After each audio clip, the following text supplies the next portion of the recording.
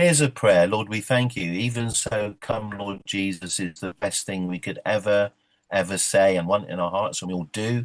We thank you for that wonderful exposition of the book of Revelation. We pray, Lord, even if we don't spend a lot of time on the book of Malachi, we know it's pointing to the same thing, especially in the last few verses written in this book about the messenger coming. Elijah in the person of John the Baptist, and maybe Elijah as one of the two witnesses who comes in the book of Revelation. So we thank you that it all connects incredibly. So we praise you and thank you. Amen. Malachi's name means messenger of the Lord, and he gives a strong message as usual.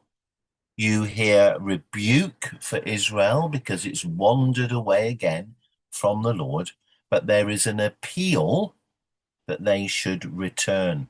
They had become selfish, materialists, careless spiritually because the temple is now rebuilt, but they have become casual in their relationship with the Lord Jesus Christ.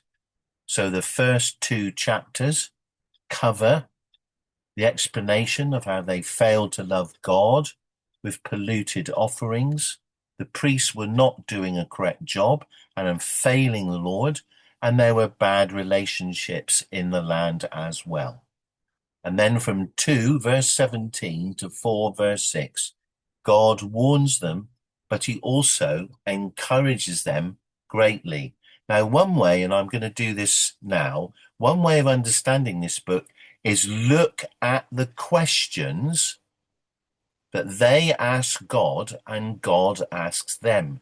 Because this book's like a great conversation between the Lord, Malachi giving them the Lord's words, and their reply to him. So if you'd like to go through in your Bible, you'll notice the following things are being said. Chapter 1, verse 2 says, I have loved you, says the Lord.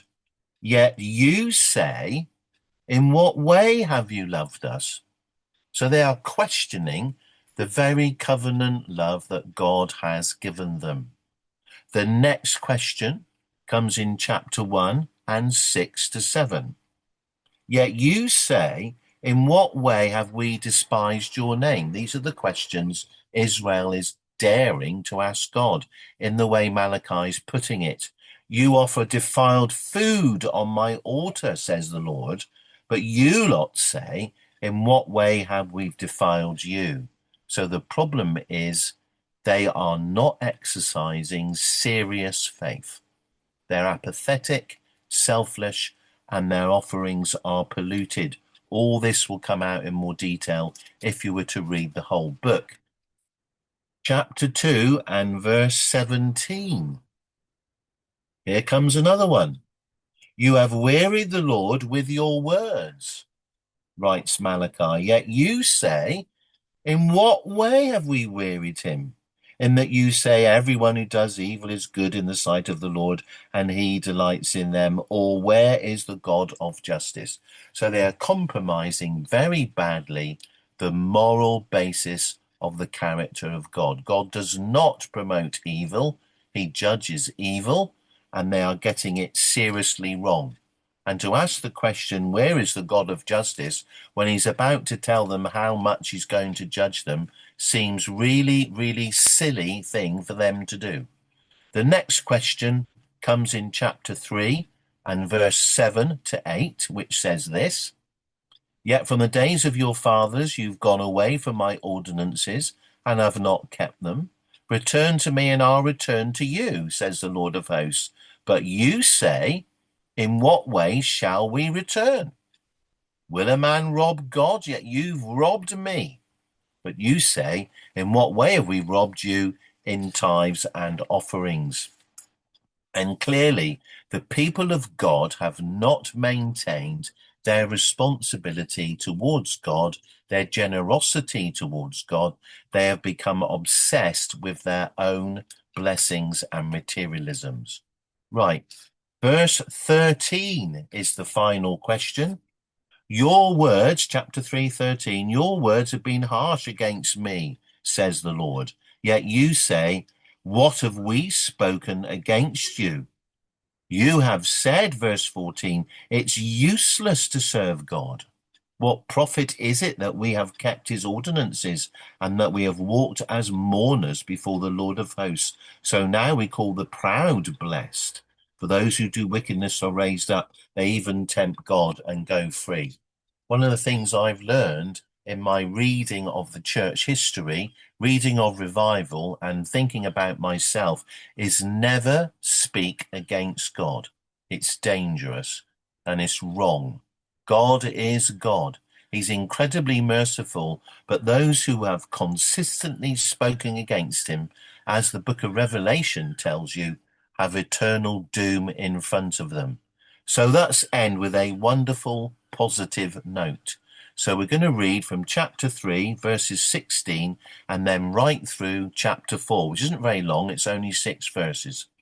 Starting at chapter 3, 16, this is a beautiful verse for every one of us who enjoys Christian fellowship, who's enjoyed listening to these talks, and we have sat and listened together and talked together about the Lord, and God notes it and remembers it and lists it. So it says here, verse 16, chapter 3, then those who feared the Lord spoke to one another. Look at this. The Lord listened and heard them. So God's been listening to everything that's been said in these talks. So a book of remembrance was written before him for those who fear the Lord and who meditate on his name. Then God says these wonderful things.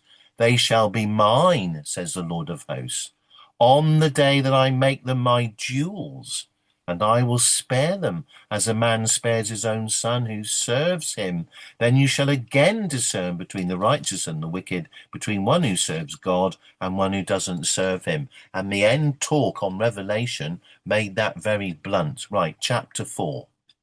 The coming day of the Lord, the return of the Lord Jesus Christ. So this fits incredibly with what we've just heard. Chapter 4, verse 1. For behold, a day is coming, burning like an oven, and all the proud, yes, all who do wickedly, will be stubble, and the day which is coming shall burn them up, says the Lord of hosts. That will leave them neither root nor branch. But to you who fear my name, the Son of Righteousness shall rise. With healing in his wings, you shall go out and grow fat like stall-fed calves. You shall trample the wicked, for they shall be ashes under the soles of your feet. On the day that I do this, says the Lord of hosts. Remember the law of Moses, my servant, which I commanded him in Horeb for all Israel, with the statutes and judgments. And now comes the promise of Elijah. I believe this is a reference to John the Baptist, who's the forerunner for the Messiah, but it could also be pointing to one of the two witnesses in Revelation. But you must make up your own mind about that. Verse 5 says, chapter 4, Malachi, behold, I'll send you Elijah the prophet before the coming of the great and dreadful day of the Lord, and he will turn the hearts of the fathers to the children, and the hearts of the children to their fathers, lest I come and strike the earth with a curse. So my final remark would be this: fear the Lord, live a reverent life, and you will be incredibly blessed, and you will be part of God's saint army that's coming back with him to reign, and will see the glory of his reign and the even greater glory of the new heaven and the new earth. The conclusion then from all of the talks that I've given, it's been my privilege to give about the 12, rather than call them minor prophets, I like the Jewish phrase, the 12. God is a ruler of a moral universe. And as Selwyn Hughes used to say in Every Day with Jesus, if you sin against the moral universe, and it does not help you. Secondly, God's love never fails. It's constant, it's conscious, it's courageous, and it's a covenant-keeping love, even for Israel. And Zechariah said, the third will see him, repent and believe in the one they pierced. So 1/3 of the Jewish people will be saved and converted in the end. And then finally, Live for the Lord in your life. Live a righteous life, and you will be truly happy in him all the way through, whatever trials and afflictions and difficulties come our way. So Malachi is the messenger of the Lord. There's now 400 years of silence until that beautiful, beautiful event is described in Luke, where the angel appears to Zechariah and then Mary, and the Lord Jesus Christ is born to be our eternal Saviour. So it's a great moment to finish with. Even so, come Lord Jesus. And Malachi's got that theme going in his book as well. Let's have a word of prayer. Lord, we thank you for tonight. We thank you for everyone who's faithfully supported these meetings. For those who couldn't be here now, we just bless them and pray for them. Many of them have responsibilities. One or two have responsibilities of a new baby being born. So we bless them especially. And Lord, we commit our time to you, and we commit the future of the academy to you, and you'll give wisdom to Arthur and myself and others who talk about the future. But we thank you for the loyalty, support, and love of the people who've joined with us. May the word be a rich blessing to them as your Holy Spirit speaks to us through it. In Jesus' name, amen.